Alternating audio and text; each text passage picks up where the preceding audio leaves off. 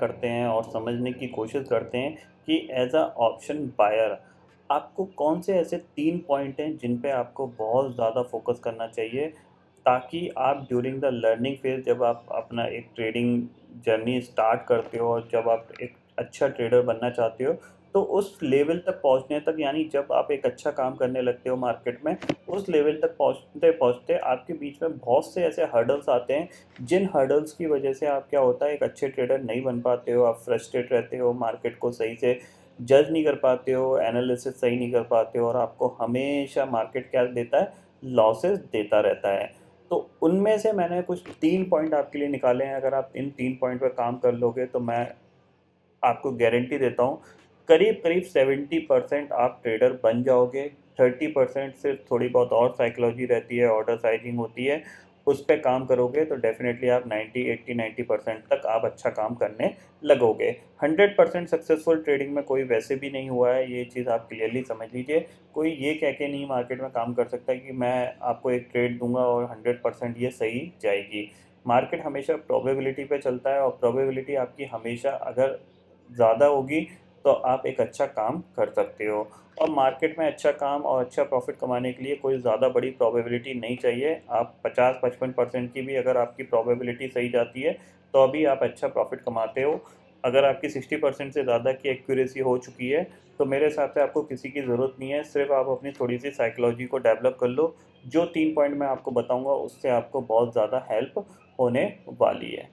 ठीक है, तो स्टार्ट करते हैं। जो पहला पॉइंट आता है ड्यूरिंग द ट्रेडिंग जर्नी, जब लर्निंग आप स्टार्ट करते हो, उसमें जो पहला पॉइंट आता है वो आता है आपका cost of equation. Cost of equation का मतलब सिर्फ सिंपल सा इतना सा है कि आप जो भी ट्रेड ले रहे हो उस ट्रेड के अगेंस्ट आपका कितना खर्चा होने वाला है। ये चीज़ आपको हमेशा पहले पता होनी चाहिए। अगर आप ये चीज़ पता नहीं रखोगे तो आपका ऑलमोस्ट 60 to 70% पैसा यही कॉस्ट ऑफ इक्वेशन पॉइंट ले जाएगा। ठीक है, फॉर एग्जांपल अगर आप एक ट्रेड डालते हो तो एक ट्रेड में आपका कितना खर्चा होता है। जाहिर सी बात है आपके दो खर्चे एक ट्रेड में आते हैं, एक होता है ब्रोकरेज पार्ट और एक होता है टैक्सेस पार्ट। ठीक है, इसको समझाने के लिए मैं आपको ज़ीरोधा ब्रोकरेज कैलकुलेटर पे ले चलता हूँ। ठीक है, ठीक है, लेटर सपोज मैं यहाँ पे एफ एन ओ सेक्शन लेता हूँ, क्योंकि ज़्यादातर लोग ऑप्शन में काम करते हैं और उनको ये चीज़ समझ में आती है कि हाँ भैया मेरे को ब्रोकरेज पेड करनी है और टैक्सेस पेड करने हैं। ऑप्शन में टैक्सेस थोड़े से कम होते हैं क्योंकि ऑप्शन सस्ता होता है, बट फिर भी वो कॉस्ट ज़्यादा होती है। ठीक है, लेटर सपोज एक ऑप्शन 100 रुपये का चल रहा है और आपने उसको 100 रुपये पे ही बेचा है। ठीक है, और 50 क्वान्टिटी है, निफ्टी का ऑप्शन है। ठीक है, तो आप अब देखो यहाँ पे क्या हुआ, आपने एक 100 रुपये का ऑप्शन खरीदा और 100 रुपये पे बेचा। ठीक है, तो आपका खर्चा कितना हुआ, आपका खर्चा हुआ 56 रुपीज़ का।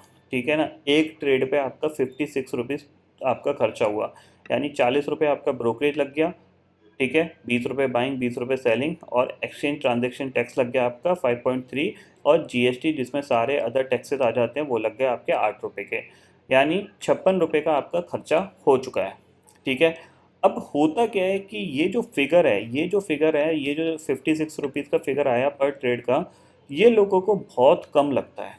खासकर जो लोग नए ट्रेडर्स मार्केट में बन रहे हैं ना, उनको ये बहुत ही कम लगता है। उनको लगता है यार क्या है, 50 रुपये तो है, कोई दिक्कत नहीं है, एक दो ट्रेड में निकाल लेंगे।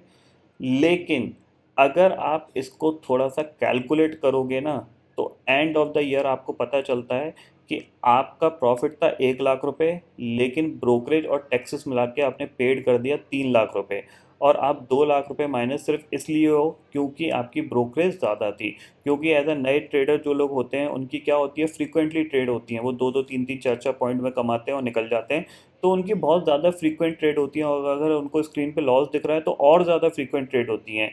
तो अगर फॉर एग्जांपल मैं यहाँ पे लेके चलूँ, अगर आप दिन की सिर्फ 10 ट्रेड डालते हो, ठीक है, तो कैलकुलेटर खोलता हूँ और आपको मैं बताता हूँ कि अगर आप दिन की 10 ट्रेड डालते हो तो 400 रुपये दिन का ब्रोकरेज दे रहे हो, और एक महीने में करीब 22 ट्रेडिंग सेशन होते हैं, तो आप करीब कितना दे रहे हो, 8,800 रुपये इंटू 12 कर देता हूँ। ठीक है, तो 1 लाख रुपए आपने ऑलमोस्ट 1 लाख से ज़्यादा की ब्रोकरेज पेड कर दी है। अब एक एग्जांपल लो, मान लीजिए कि आपका प्रॉफिट सिर्फ 50,000 रुपये है। ठीक है, और आप 1 लाख रुपए की ब्रोकरेज दे रहे हो, तो जाहिर सी बात है आप माइनस में ही रहोगे। तो इसका मतलब क्या हुआ इसका मतलब ये हुआ है कि आपको प्रॉफिट में आने में बहुत ज़्यादा टाइम लगेगा, ठीक है। तो इस पॉइंट को ज़रूर ध्यान में रखिए कि आपकी जो कॉस्ट ऑफ एक्विजिशन है वो कम से कम रहे। टैक्सेस आप कम नहीं कर सकते हो, लेकिन ब्रोकरेज आप कम कर सकते हो बाय चेंजिंग द ब्रोकर। बहुत से ऐसे ब्रोकर्स हैं जहाँ पे कि आपकी कॉस्ट 9 रुपये भी होती है ट्रेड की, 15 रुपये भी होती है और 20 रुपये भी होती है। तो आपको ये डिसाइड करना है कि मेरे को ब्रोकरेज कितनी पे करनी है, ठीक है। ये चीज़ पॉइंट आप क्लियरली समझ लीजिए, क्योंकि यही एक ऐसा पॉइंट है जिसमें 50 to 60% ट्रेडर सिर्फ ब्रोकरेज की वजह से लॉसेस में रहते हैं एनुअल बेसिस पे। ये चीज़ ध्यान रखिए, जो लर्निंग के फेज़ में जो ट्रेडर्स काम कर रहे हैं या ट्रेडिंग सीख रहे हैं, उनका 60% पैसा ब्रोकरेज में चला जाता है, जो कैपिटल वो लाते हैं मार्केट में काम करने के लिए। ये चीज़ समझ लीजिए, और बचा कुचा टैक्सेस में चला जाता है। प्रॉफिट उनको कुछ मिलता नहीं है, लॉस होता है तो फिर और लॉस उनका बढ़ जाता है, ठीक है। तो ये इसके लिए जो मेरे पास इंपॉर्टेंट आइडिया है कि जैकपॉट ट्रेडिंग कोर्स अभी ओपन है, उसके अंदर मैंने आपको बताया है कि अगर आप अपनी ब्रोकरेज को सिर्फ 12,000 एनुअल में करना चाहते हो, तो वहाँ पे मैंने एक ब्रोकर बताया है किस तरीके से आप उस ब्रोकर में अकाउंट खोल सकते हो और कैसे आपको 12,000 रुपये सिर्फ साल की ब्रोकरेज लगेगी। ये सारी चीज़ें उसके अंदर बताई हैं। प्लस साथ ही साथ जैकपॉट ट्रेडिंग कोर्स में आपको इंट्राडे सेटअप दिया गया है कि इंट्राडे में मार्केट ट्रेंडिंग कैसे होता है, कब आपको ऑप्शन बाय करना है और कैसे आप 5 रुपये 10 रुपये का ऑप्शन 50 रुपये 60 रुपये या 100 रुपये पे बेच सकते हो। ये सारी चीज़ें उसके अंदर समझाई हैं। तो 1200 रुपये का कोर्स है, आप डिस्क्रिप्शन में जाके चेक कर सकते हैं, डिटेल्स वहाँ पे अवेलेबल है। अगर आप इंटरेस्टेड हो तो वो कोर्स बाय कर सकते हो। लास्ट ऑफर इसमें 1 तारीख तक चल रहा है, उसके बाद इस कोर्स की फ़ीस जो होगी वो 5000 रुपीज़ होगी, ठीक है। ये चीज़ आप क्लियरली यहाँ पे समझ लीजिए। अगर आप अपनी ब्रोकरेज बचाना चाहते हो तो आप जैकपॉट ट्रेडिंग कोर्स ले लो, उससे आपको बहुत ज़्यादा हेल्प मिलेगी। आपके एटलीस्ट ये पैसे आपके बच जाएंगे, ठीक है। और सेटअप बहुत बेहतरीन सेटअप है, आपके बहुत ज़्यादा काम आएगा, ठीक है। तो पहला पॉइंट आपको यहाँ पे समझ में आ गया कि कॉस्ट ऑफ एक्विजिशन आपकी कैसी होनी चाहिए, सबसे कम होनी चाहिए। यानी आपको हमेशा वही ट्रेड डालनी है जिस पे आपका सबसे कम खर्चा हो, ठीक है। दूसरा पॉइंट आता है, वो आता है रिग्रेट, कि मार्केट से कभी भी खुश ना रहना, ठीक है। ट्रेडिंग एक ऐसा प्लेटफॉर्म है जहाँ पे हमेशा बंदा क्या होता है, वो दुखी रहता है, ठीक है ना। हमेशा वो क्या रहेगा, सैड रहेगा। सैड क्यों रहता है, क्योंकि यहाँ पे रिग्रेट बहुत होता है। फॉर एग्जांपल कि अगर आप कोई ट्रेड लेते हो, लेटर सपोज आपने 20 रुपये का ऑप्शन खरीदा और वो 40 चला गया, आपने प्रॉफिट बुक कर दिया, ठीक है।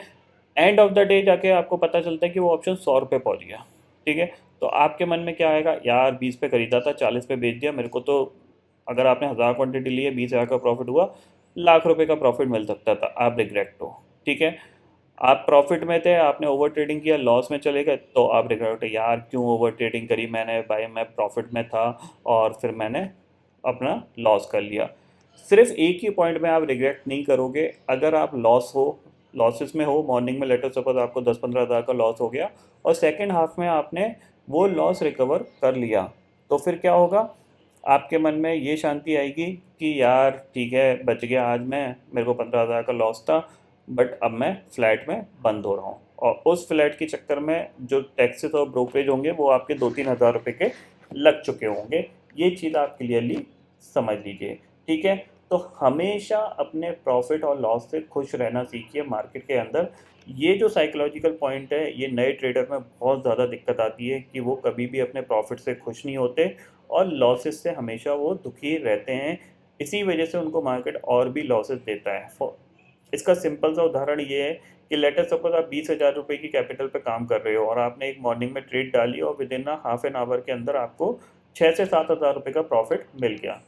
अब होगा क्या कि 6 से 7 हज़ार का प्रॉफिट मिल गया, अगर आप उससे खुश हो तो आप अपनी स्क्रीन बंद कर दोगे कि ठीक है भाई, 6,000 रुपये मिल गया मुझे आधे घंटे में, मैं अपनी स्क्रीन बंद कर देता हूँ, बात खत्म हो गई, कल देखेंगे मार्केट कहाँ जा रहा है, किधर जा रहा है, कितना जा रहा है, आज का मेरा दिन क्लोज हो गया है। तो आप अपने प्रॉफिटेबल डे को अपने आप बढ़ते हुए देखोगे।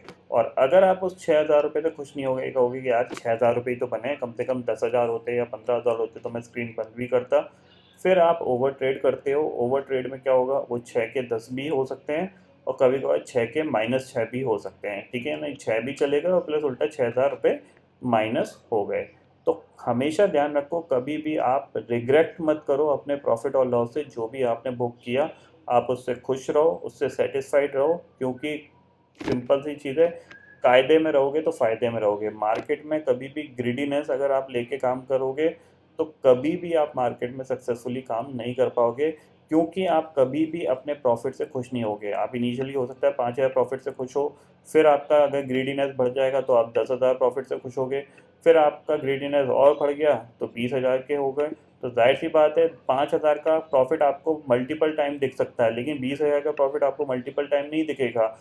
ठीक है ना? फिर आप क्या करोगे, जो आपका 5,000 का प्रॉफिट है, बहुत सारे दिन ऐसे होंगे कि जो 5,000 का प्रॉफिट है आपका नेगेटिव में चला जाया करेगा। ठीक है? और एंड ऑफ द मंथ जाके आपका क्या होगा, आप माइनस में बंद होगे। तो ये पॉइंट आपको क्लियरली ध्यान में रखना है। और तीसरा जो लास्ट पॉइंट आता है ड्यूरिंग द लर्निंग फेज में, जिसकी वजह से बहुत लोगों को बड़े बड़े लॉसेस होते हैं, वो होता है मनी मैनेजमेंट, यानी आपकी कैपिटल को किस तरीके से मैनेज करना है। That is the big point जो कि आपको बड़े लॉसेस में कन्वर्ट करता है।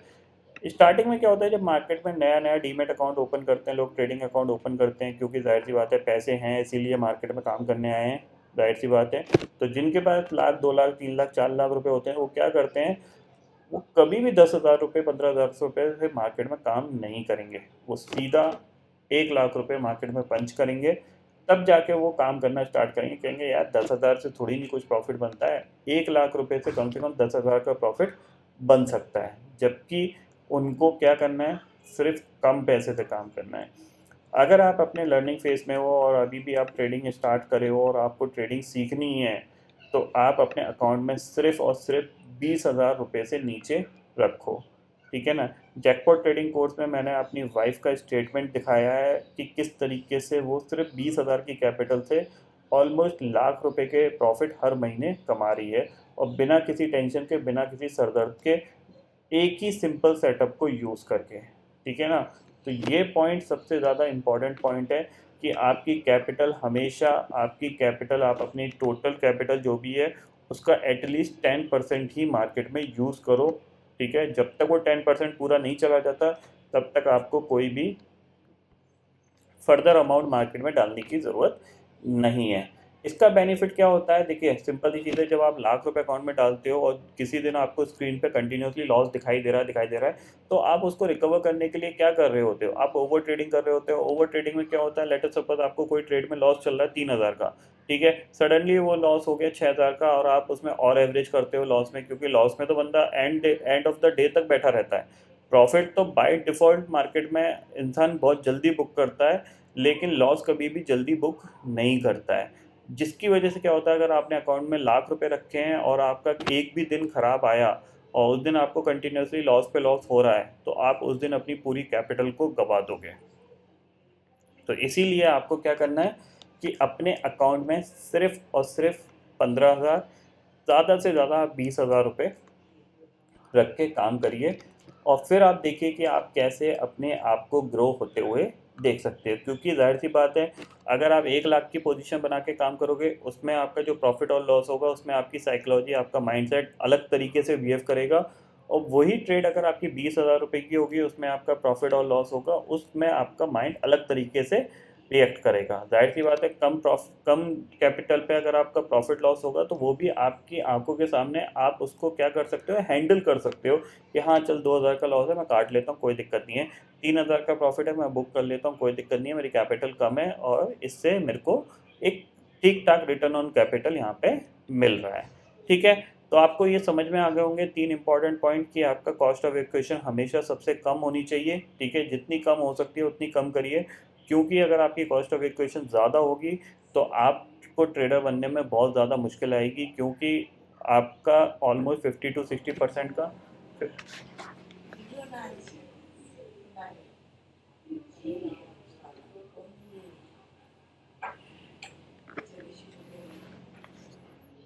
क्योंकि आपका क्या होगा, 50 to 60% का जो प्रॉफिट होगा या फिर आपकी कैपिटल होगी, वो यही टैक्सेस और ब्रोकरेज ले जाएगी।